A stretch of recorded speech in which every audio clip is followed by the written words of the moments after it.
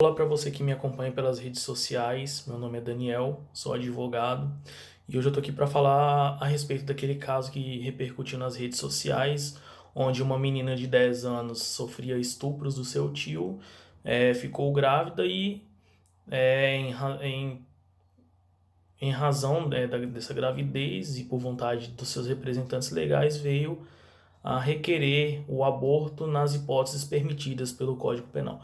Eu vou falar um pouco sobre o crime de aborto, algumas características e sobre as circunstâncias autorizadoras do aborto previstas na nossa legislação.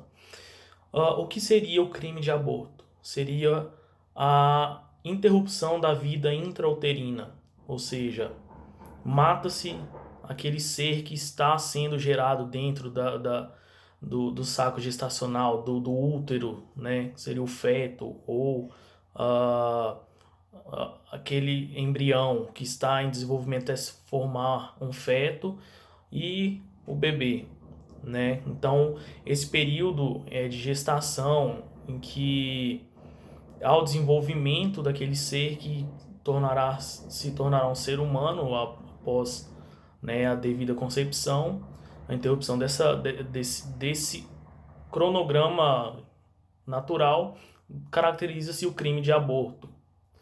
Uh, o crime de aborto está disposto entre o artigo 124 ao 127 do Código Penal, né, onde ele vai colocar a questão do crime de aborto quando cometido pela gestante ou cometido por um terceiro com o consentimento da gestante ou não, tem-se as hipóteses ali do Código Penal.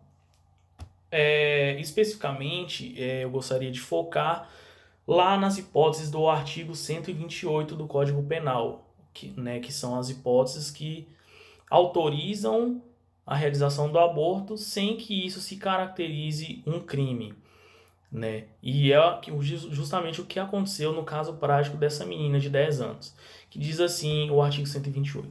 Não se pune o aborto praticado por médico, inciso 1, se não há outro meio de salvar a vida da gestante, né?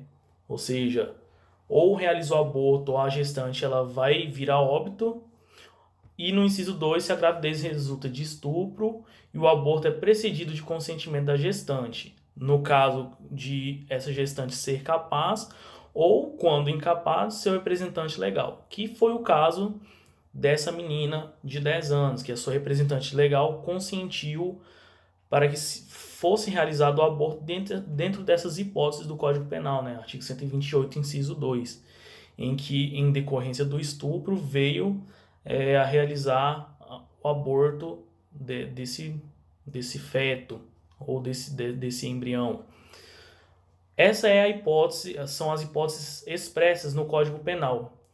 Mas é importante destacar a ação de descumprimento de preceito fundamental número 147, que foi julgada no ano de 2012, em que o STF reconheceu uma terceira hipótese onde não se pune o crime de aborto, que seria no caso do feto anencéfalo, ou seja, aquele feto que não possui cérebro, que aquele feto que, se nascesse, seria impossível a vida extrauterina. Então, o STF, nessa ação de descumprimento de preceito fundamental, no ano de 2012, reconheceu essa hipótese e, a partir dessa data, e também, né, a questão da retroação da lei em favor do réu, dos agentes que estavam sendo processados naquela época, descriminalizou-se o crime de aborto nessas hipóteses, em que o feto não tivesse cérebro.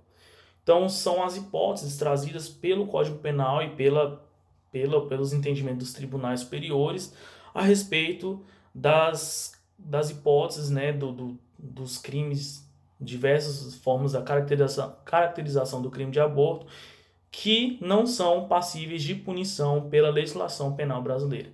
Espero ter ajudado aqueles que tinham curiosidade sobre o assunto e até a próxima.